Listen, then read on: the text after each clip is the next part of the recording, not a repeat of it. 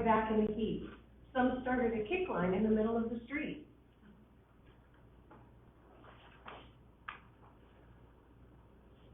Police broke up the crowd night after night, but the people stood strong, knowing this wasn't right. Christopher Street, Gay Liberation Day, 1970, with all the signs. Where is your rage? Fight back. Our lives are worth living. And so it began, a march that spread worldwide to show everyone it's good to have pride. It sometimes happens when we're not given respect. It can take a long time for some to accept. That's why every year we all get together and march in the streets, no matter the weather. Equality for all. To know that we matter, to show we all exist, and that any oppression we must always resist.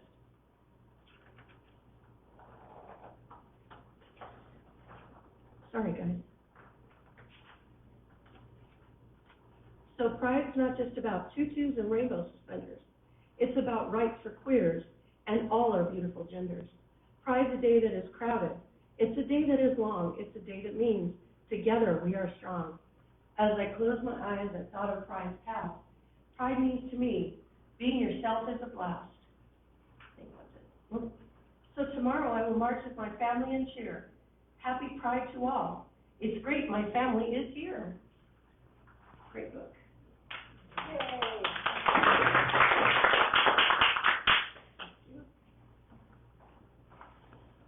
All right, today's stories of belonging was, again, supposed to be Tamison. And again, we're having technical difficulties with Tamison, this time on our end, not on her end. The positive note is that next week, theoretically, I will be in the same time and space as Tamison because she will be going to the same tombstone dedication. No, not next week, 2 weeks from now. 2 weeks from now, we'll be in the same time and space with Tamison. So if we don't get her on next week, we'll get her on 2 weeks from now. But we'll get it working. So instead, I'm going to share, but I didn't have any notes prepared, so I will try not to ramble. I think most of you have heard my story of coming out as gay. I grew up in a very, very conservative space and actually started to realize that I was different when I was 18 and I had no interest in marrying the man that I was engaged to. And however, I lived in denial of that and hid that for 8 more years, praying every night that God would either make me straight or take me from this earth because of the upbringing I had. And then finally fell in love with somebody and just came to accept that. So what nobody in this room besides Chris has heard is that since I started at PSR, and I've been learning a lot more about gender and gender expression, and I'm realizing and understanding more and more that gender is a spectrum. And I've always said I'm a cisgender woman who just presents more masculine. Facebook on my phone. Well, today I'm coming out to all of you as non-binary. So from this day forward, my name is Pastor T, and my pronouns are she, they. And what that means is that you can call me she, her. That's perfectly fine. I have no trouble with those pronouns. But they, them is what all my classmates just by default started referring to me as because they just assumed by how I look. And I've come to realize that I don't mind those pronouns. They actually kind of fit me more. So whichever ones work for you, those are fine for me. And that is my most recent coming out story.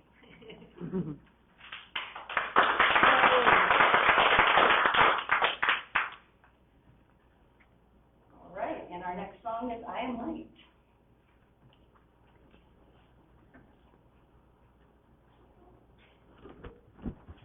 Thank you.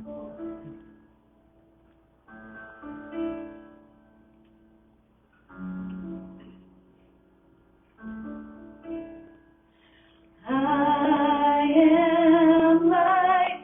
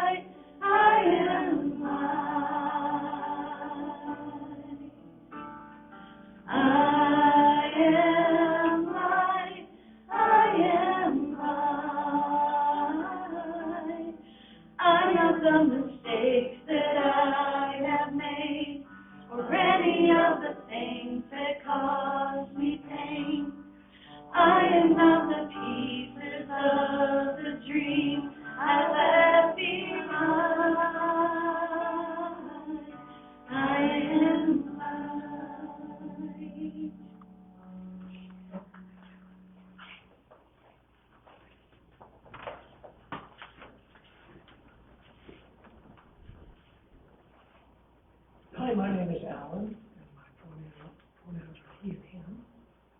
Meditation. I invite you to close your eyes, or soften your gaze. Take a slow breath in and let it go. Again, breathing in and breathing out. Imagine yourself standing at the edge of a forest. The air is cool against your skin. You notice the scent of pine and earth.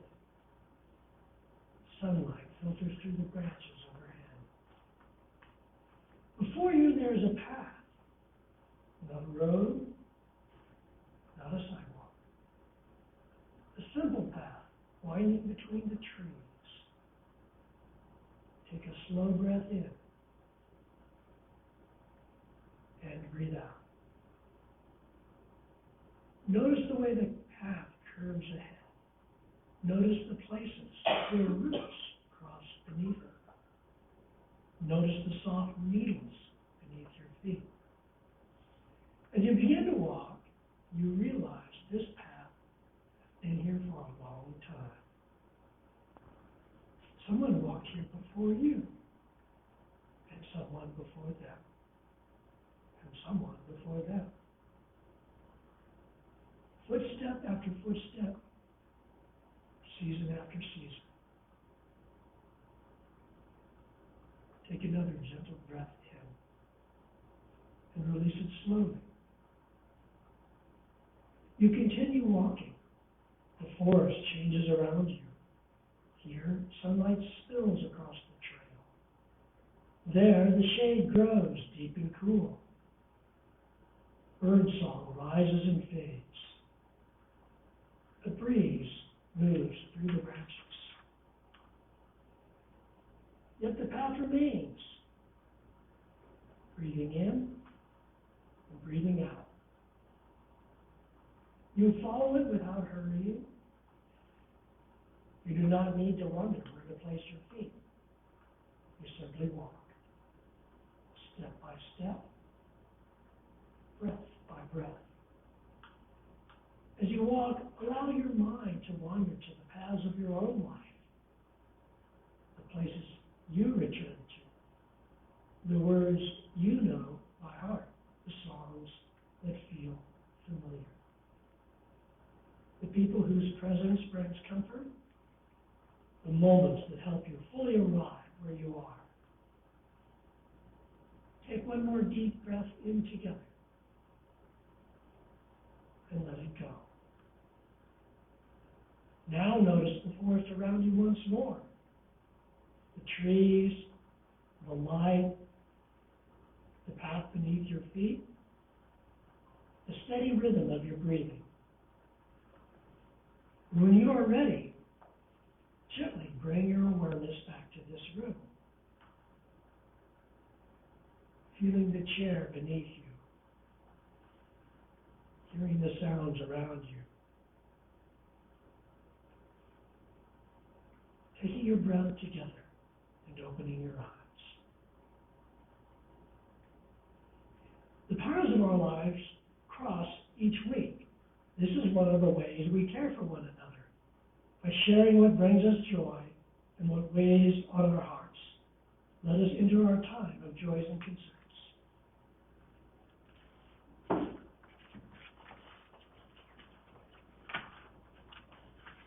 Each week when we share our joys and concerns, we light 2 candles. The first is our candle of community, which is a tradition that we hold with UU churches everywhere, and I will be sharing about that more soon in our message about the value of ritual. But at this time, we also light a special candle for those who are impacted by immigration enforcement this week.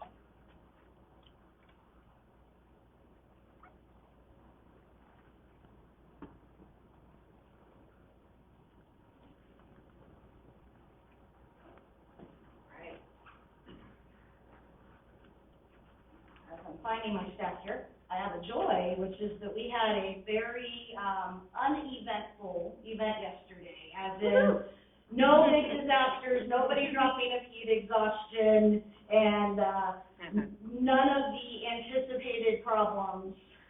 There was something that we did not see that occurred, but it was stamped out real quick. So, really great. Yes. We have another joy, and that is that Tamison, although she is not getting to share live with us today, is at least still alive. Tamison had quite a health scare this week. She was hospitalized with a pulmonary embolism. She had 2 clots, one in each lung. She's now at high risk for a stroke and is receiving a proper treatment for it, though. And with early intervention, we're hoping she'll live a long, healthy life.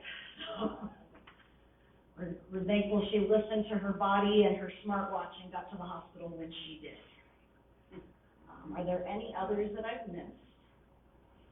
If you could talk about what we interacted with yesterday. Oh, I'm going to do Okay. a message. But I will add as a joy that we had some beautiful, beautiful personal interactions at the booth yesterday. There was a reason we were there, and it was a very meaningful time. I know that we're keeping Lisa and Jessica still in our thoughts and prayers, as Lisa is still very much struggling with the grief of all the loss that she has endured over the past year with her family, especially most recently her dad. Jessica finally has a date for her surgery. It is August 11th, and hopefully after that she'll be up to snuff and returning with us. And of course, we're super, super happy to have Neil, Kat, and Charlie here. Yeah. Three faces we don't get to see often enough, so that is great.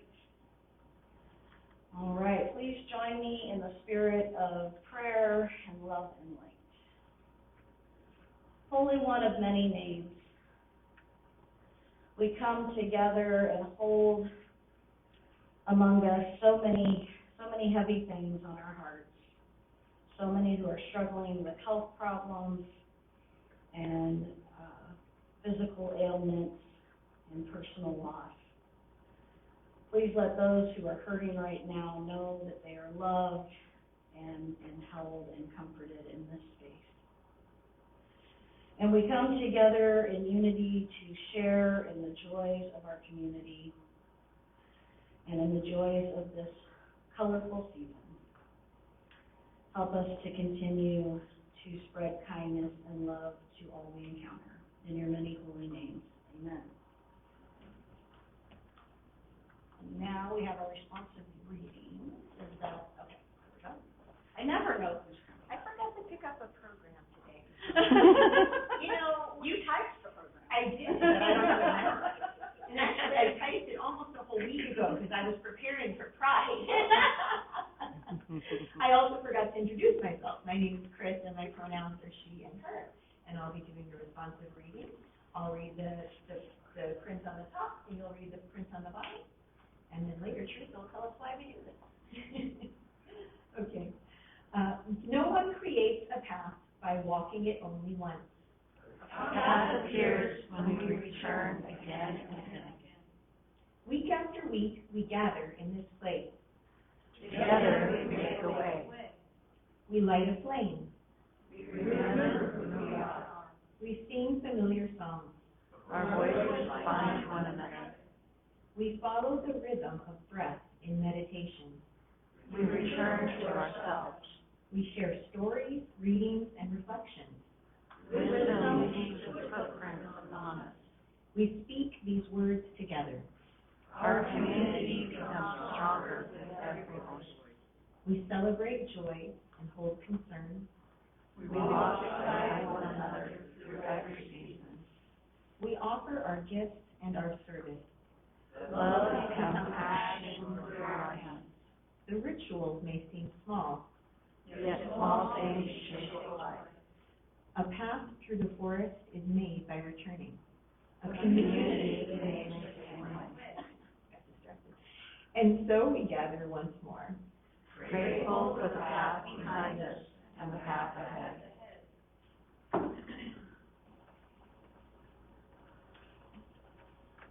Oh, my goodness. Oh, that's right. I was like, oh, it's not there. That's right. Because I made some last minute edits. because yesterday was really something. I have a few readings. From the Hebrew scripture, Ecclesiastes 3:1. For everything there is a season, and a time for every matter under heaven. From the Tao Te Ching, chapter 15, the ancient masters were profound and subtle. Their wisdom was unfathomable. Therefore, they can only be described by their appearance. Careful as someone crossing an icy stream, alert as a warrior in enemy territory, gracious as a guest.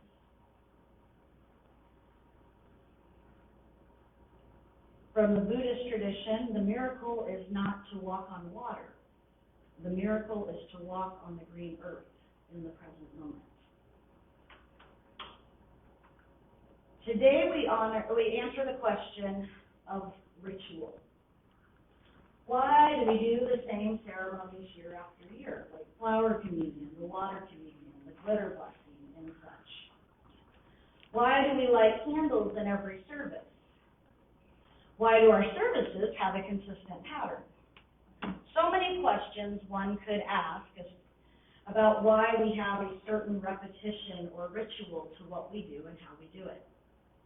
The answer is simple and perfect for Glitter Blessing Sunday, because we all need a little sparkle. There is value in ritual. There is value in marking specific time of the year in special ways. There is value in repetition. In the things we do week after week, there is a familiarity that brings comfort. Whether you realize it or not, your nervous system does. Each week when you come into this space, you know, okay, with the exception of today, that we're going to sing a song, read our welcome proclamation, sing another song, chalice lighting, children's book, something educational about our faith or the holiday that's current or a special occasion we're celebrating, another song, meditation, prayer, candle lighting, responsive reading, sermon, music, meaningful relative activity, announcements, chalice extinguishing, song, benediction. You know that's the pattern. That's the ebb and flow of our service. It doesn't change, which is not only proven to be something that is soothing to the human nervous system, but it also helps you to tell guests that you invite what to expect. Some of our rituals, like the chalice lighting and the joys and concerns with the candle of community, are shared not just here week after week with each other, but around the world at every UU church. That connects us on a deeper level within our faith tradition. If you visit another UU church while on your travels this summer, you will see some of these activities carried out, making every UU church feel a little bit like home, or at the very least a little bit familiar to you. When you attend regularly here, as most of you do, and then miss a few weeks, your nervous system, believe it or not, remembers the routine of Sunday morning, Sunday afternoon in our case, even if you're not consciously aware of it. And even that can make you feel more connected to the community even when we're far apart. Then, of course, aside from the things we do every day, there's the things that we do only once a year or once a month. One of them, of course, being Pride. Some traditions commemorate something, as Pride does with Stonewall. But some traditions go beyond that and bring us to new awareness of our community. Yesterday, and we were discussing this morning in our Pride Committee meeting, which is always the best meeting of the year, because the committee meeting right after Fresno Pride is the what worked, what do we need to do better. And we learned so much from last year that this year was better, and we've got great ideas for next year. But one of the things that we all agreed was special about this year is that because of how organized we were with the booth and because of the booth placement, each of us had at least one very deeply meaningful conversation with a rally goer, with a Pride attendee. One of my favorites, not to sound egotistical, was Bobby. And Bobby, if you're watching today on TikTok, please let us know what your screen name is. Yes, Bobby. I hope I remembered your name right. I believe it was Bobby. But you'll know who I'm talking about. But he came up to us with his friends, and he saw our sign, and he said, "Oh, not you. I watch you on TikTok every Sunday." He was so excited to meet Pastor T. Live and in person. And we had such a touching conversation, and it turns out he's local and will be joining us next week for Oakhurst Pride. Woohoo. Bobby had a friend with him who deeply misses the LGBTQ youth group that we used to have in Oakhurst. Yes. And I told her I knew an adult who also misses it greatly, who may be willing to help us get it started back up. And that I know a few others that would be happy to help us get it started back up, and that soon we will decide on a space and time and get it going again. They lost their space. We met a lovely trans woman, and I don't remember her name, I don't know if anybody does, who is agoraphobic and felt the desire and the comfort to share with us. Wasn't it Hannah? Was it Hannah? That sounds possibly right. She felt comfortable sharing with us what a wonderful, important, magical day she was having. Because she's usually so terrified to leave her house, so terrified to be in large crowds, so terrified to be out in the world as her authentic self, so terrified of how she presents to the world. And yet, here she was in this safe space where everybody was so loving and so welcoming. And literally, as she was telling us this story, some random stranger came up and just gushed about how beautiful her dress was. Yeah, that was awesome. And it was like, that's exactly what she meant. And we got to share with her about us, and she took a flyer, or took a picture of our flyer. I know she took down our information. I'm not sure if we had flyers left at the time, if she just took a picture. But that touched all of us that were present in that moment. And she was really touched that we had the face paint sticks in both the transgender flag and the lesbian flag, which were the two things that she identified as. And then there was a guy who came up specifically looking for our pastor, and somebody said, "Well, she's right there." And he kind of looked at me puzzled, because I wasn't the pastor he was looking for. He had us confused with the Fresno UU Church. He wanted to know about the beautiful yellow stole that Pastor Tim was wearing as he was marching. He wanted to know about this because he was raised Catholic, and he's familiar with a different tradition that is a beautiful tradition in and of itself, of the different colors and their meanings in the Christian liturgical calendar. But he has left the Catholic Church, and he's only familiar with red, white, green, and purple stoles. Those are the only stole colors he's ever seen, and he really wanted to know, did the yellow one have any meaning? And it did. It does. The yellow stole that Pastor Tim was wearing, that I will eventually purchase, is our Side with Love stole. It's put out by the social justice branch of UUA. And it's got a chalice on the bottom with a heart, and it says Side with Love. It's got their logo on it. And that's what Tim wears to all of the social justice events in Fresno.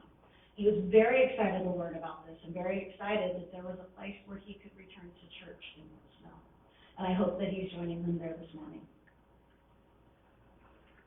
So that brings me into how other religions have their own traditions. And so here's my little side note. Some of you may have noticed, though literally none of you have said, so this is truly only a big deal to me. Some of you may have noticed that I'm dressed a little bit different today. Not all traditions serve us forever. times we find ones that don't serve us at all. For example, there are some traditional UU songs that all of you just have decided you don't like, and that's okay. We have moved on and started using the karaoke app with a commercial license so we can do other music. That's perfectly fine. I also had a habit or tradition of never wearing shorts to church. What a silly thing. But I grew up in a place where a lot of misguided people told me a lot of misguided things, and one of which was that it was just absolutely inappropriate for ladies to show their knees or really any leg skin on Sunday morning. And I definitely couldn't be up front singing or preaching or doing anything like that if I was in shorts. Well, this morning I woke up and I was hot and I was dreading getting dressed. And I think I'm a little bit sunburned from yesterday. And I was sitting there staring at my closet wishing I could wear shorts. And then I realized, wait, who says I can't? We're not that kind of church and I'm not that kind of pastor. I was operating from old oppressive views that no longer served me, from a church that kicked me out 20 years ago for being gay. So what better week than Pride, or what better month than Pride Month to finally start dressing comfortable for church? And as Chris pointed out, you can see my fabulous tattoo when I'm in shorts. Yeah.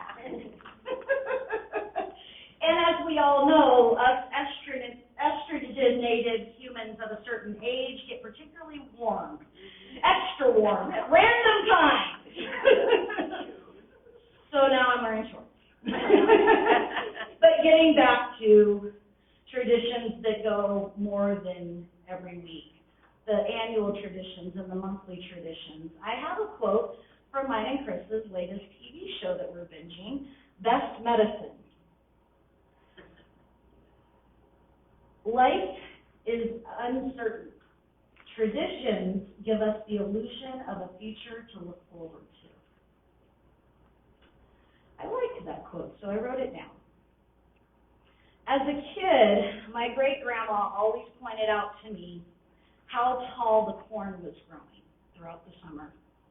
Every time we drove past the Fresno State cornfield, we'd talk about how much taller it was getting and how tall it had to get before fall. The taller the corn got, the closer we were to cooler weather and back at school with my friends.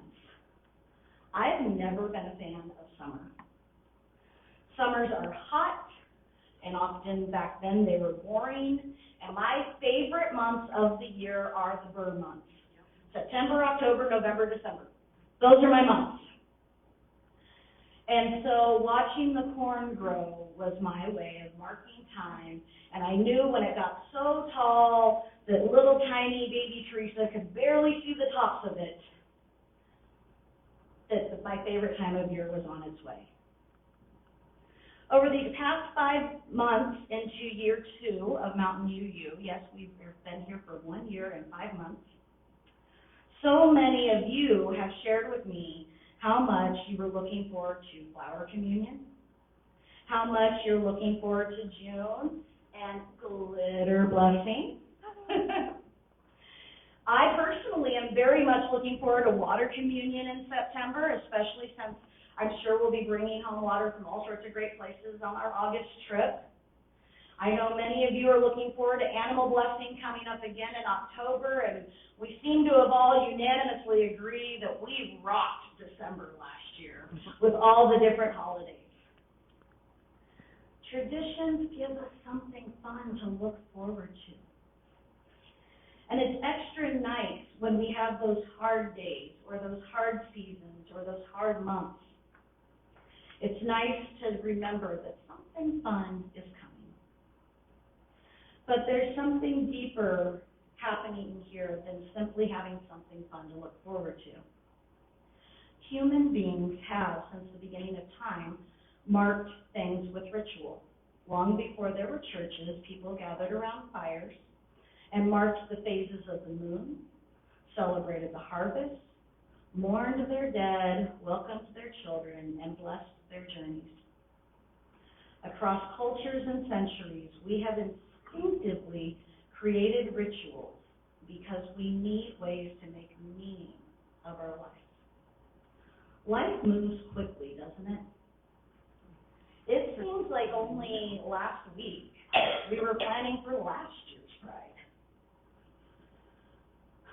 A birthday reminds us another year has passed. A memorial service reminds us that grief deserves to be honored. A wedding reminds us that love deserves to be witnessed. Church rituals remind us that our lives are part of something larger than our individual schedules and worry. Ritual is how a community tells itself the same important story over and over again until that story becomes a part of who we are. And the story we tell here at Mountain UU is simple. You belong, you are loved, you're not alone. As I mentioned in our welcome speech, he who shall not be named, although I named him in our welcome speech, announced he's removing 180 religions from religious affiliation in the military. Among them, he included UU. Also, atheism, humanism, so not just religions, but belief systems. Atheism, humanism, pagans, heathen and earth-based religions of all sorts, all the New Age religions, shamanism, etc., all the Native American traditions. Basically, any philosophy that was not a mainstream Judeo-Christian religion. I think he left Buddhist in, but that's about it. People of those faiths will now be marked as other or no religion. As for what this means, it's unclear right now. First of all, let's just acknowledge that this regime makes bold, unilateral decisions all the time that don't hold up. So let's not get too nervous, okay? But if it stands, the military could choose not to hire or could choose to dishonorably discharge or fire chaplains who identify with these fake traditions. They could choose not to allow certain religious ceremonies from these groups to take place on military bases, which is especially a problem for those who are stationed in areas where they can't access those services. At the very least, it means that they will definitely not place those religions on a person's dog tag or tombstone. And as is the case any time that rights are taken away from a group, there may be a trickle effect that some are worried about. For example, many hospitals ask when you're admitted what your religious affiliation is. So if you want a chaplain later, they can find you the right one. Even before I was UU, I often said UU when asked that question in hospitals, just because I knew that at least if I wanted a chaplain, I would get someone who would respect my beliefs.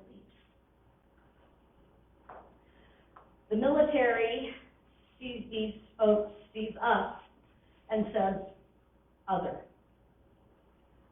We do not. When a Unitarian Universalist lights a chalice, when a pagan marks the changing seasons, when a humanist gathers in community, when a Wiccan blesses the earth, those experiences, those expressions of faith, they are not lesser or other to us. They are sacred practices through which people make meaning, find community, and connect with what they hold most deeply. This is exactly why rituals matter, because every time we gather for flower communion, water communion, or a full moon, we are quietly declaring that our traditions deserve to exist. Our stories deserve to be told. Our faith deserves to be visible. Rituals are not just the things we do. They are declarations of who we are. Every candle we light, every chalice we kindle, every flower we share, and every speck of glitter we bless is another way of telling the story. And every time we repeat them, we make sure we never disappear. Amen? Amen. And now, I highly doubt that the music video We can try it, because when I read Let's- that, Well, let's try it. So, we'll try, and if not, we'll do it on my phone. Just, let's give it a quick shot before I say anything. Okay. And if it plays, then pause. I don't know if I have to have it ready on my phone. We have any sound? That is a big no. That's a big no. Okay. We have a serious Not a issue. problem, not a problem. In fact, maybe Judy will just play some instrumental music for us. Because we're not doing a music video, today is Glitter Blessing Sunday. How many of you have been present for glitter blessing in the past? I think that is most of you. So this is a fun thing that I found when we first started this on the UUA resources page, and it has become a favorite here. It has become such a favorite that other churches joined us yesterday for our glitter blessing at Pride. And when organizing Oakhurst Pride, the first question everybody else asked was, what time do we have to start if we want glitter blessing? So here we go. Today we offer a glitter blessing, a recognition of the sacred beauty inherent in every person. Glitter has long been a symbol for the LGBTQ movement, a symbol of gritty, sparkly hope in the face of prejudice and opposition, of joy and pride in the face of bigotry and hatred. Glitter is resilient and tenacious. If you've ever tried to get glitter out of anything, you know this. And the briefest beam of sunlight causes it to shine out even in the dreariest of spaces. The beauty of glitter comes from its brokenness. Glitter sparkles because it is many different broken pieces coming together, changing in every moment as the light changes. This glitter we share today is a reminder that each of us is beautiful in our sacred imperfection, our ever-changing selves, and our glorious plurality. As Judy plays music, I invite each of you to come forward and receive a small amount of Body Safe glitter glue.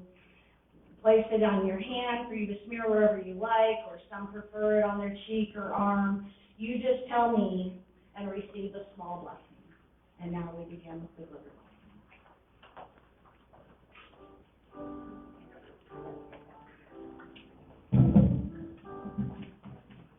Yeah, that is weird. Right here.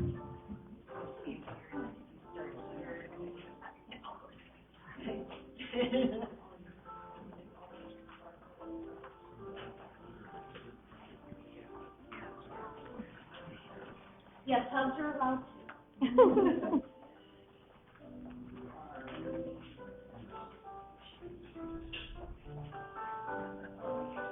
Huh?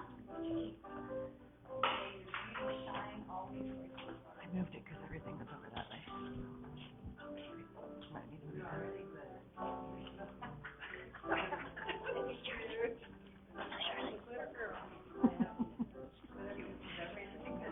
Hi.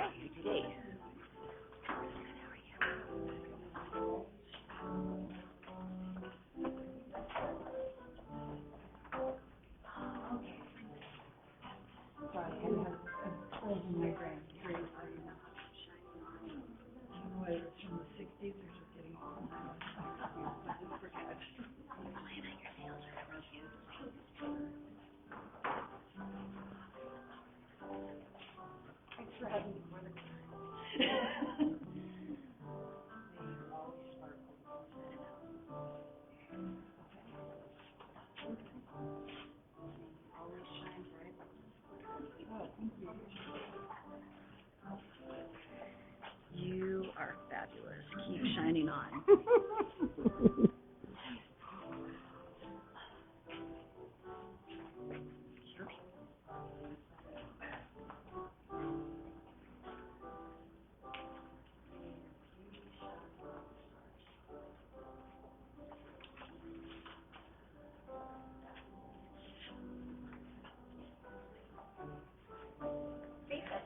Oh.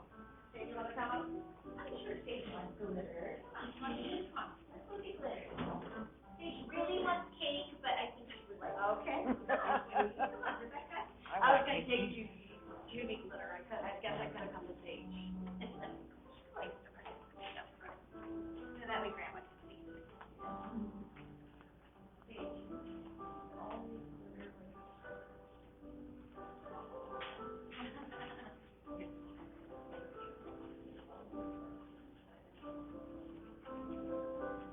think we're almost through one tube of glitter. Oh, wow. We have enough glitter to last the entire history of this church.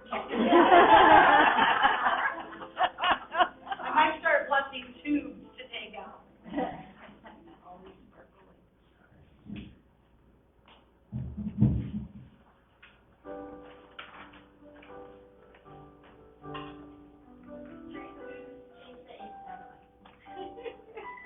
I'll get it.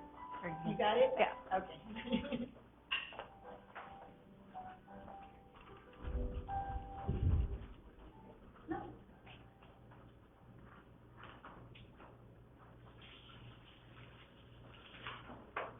Yesterday, Mountain Unitarian Universalists showed up in a big way.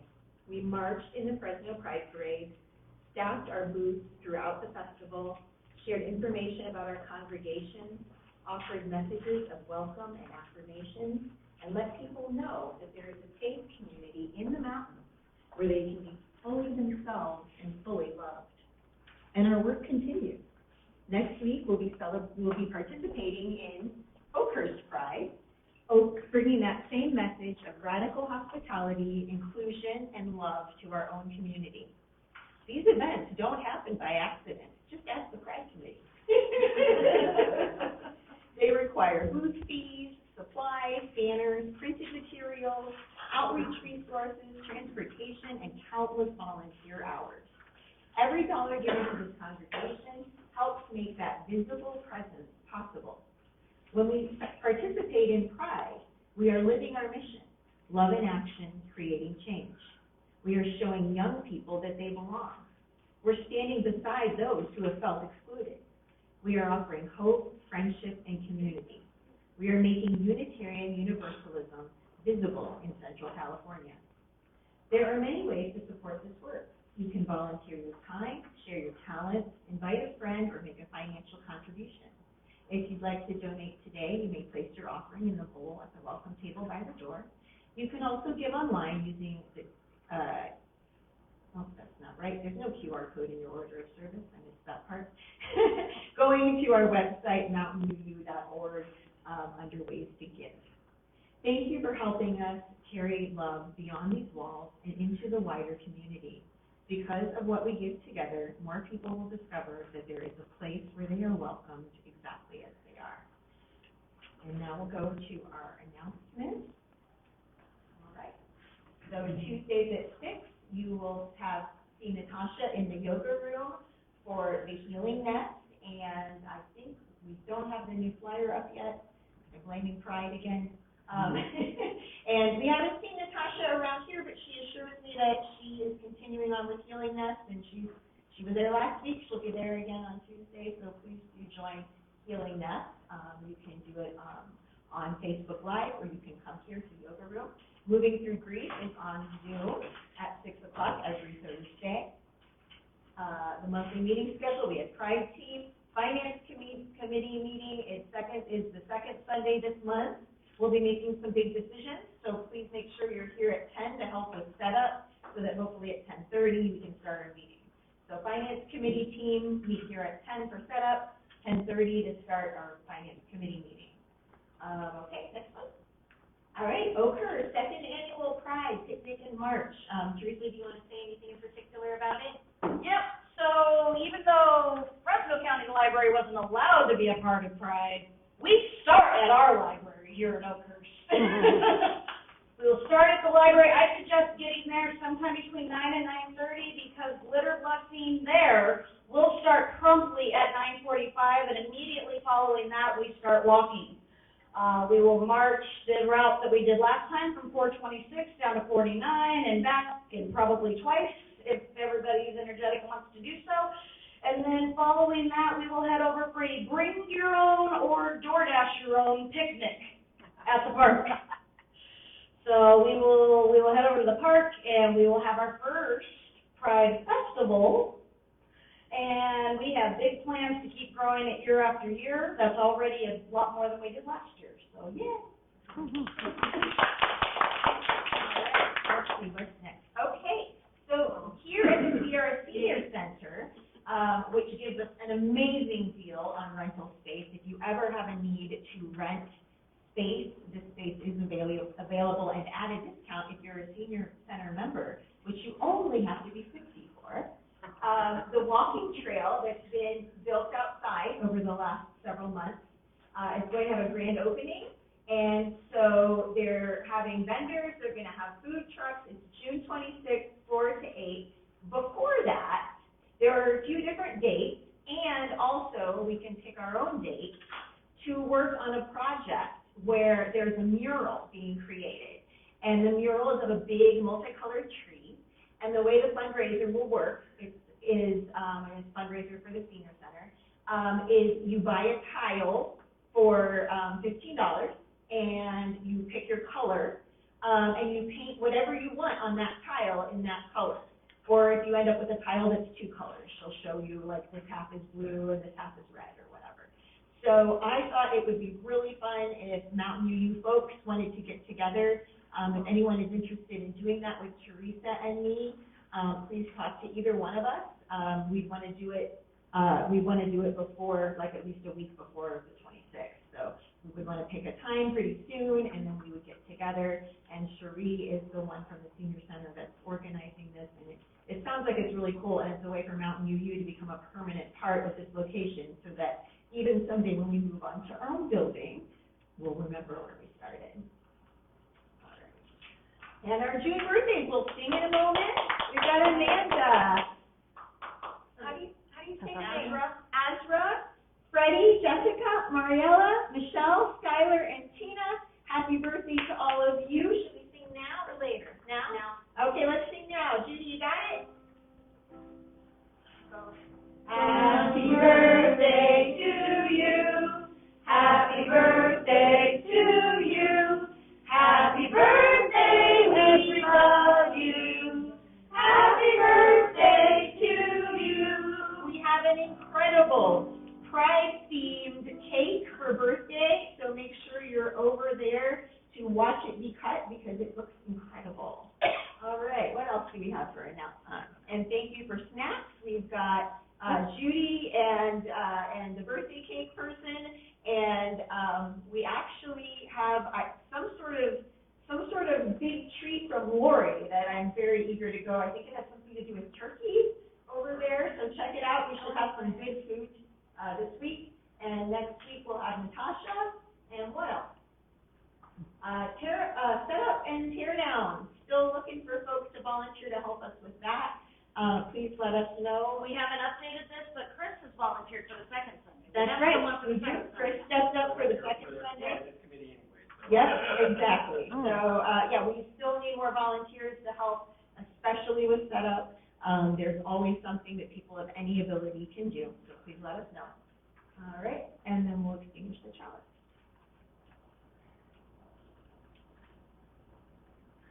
The flame is extinguished, but the rhythm continues. In familiar acts of kindness, in words of welcome, in songs, in service, and in love, may we carry the light of this community with us. Until we gather again, may our lives become the rituals that shape a more loving world.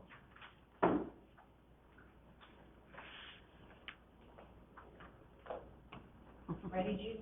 Yeah. Okay.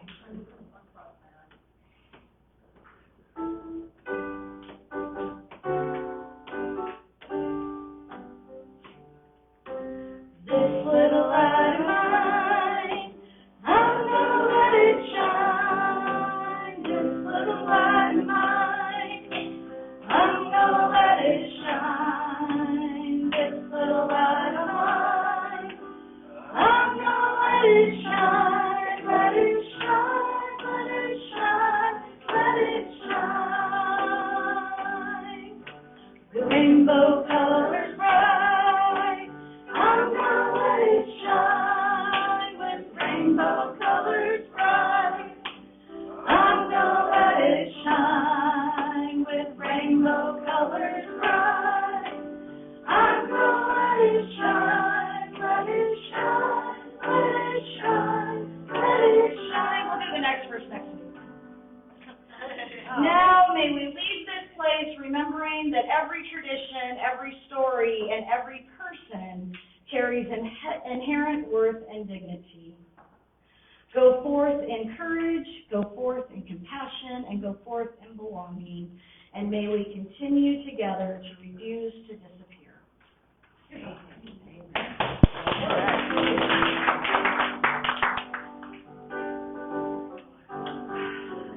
I gotta figure out why this is not working. Yeah, I don't know what happened. I would like to troubleshoot it though. It's a quilt, so, if you notice, all of them have different patterns, and that's just the pattern that Amanda had for Brown. I love that. Yeah, so we incorporated our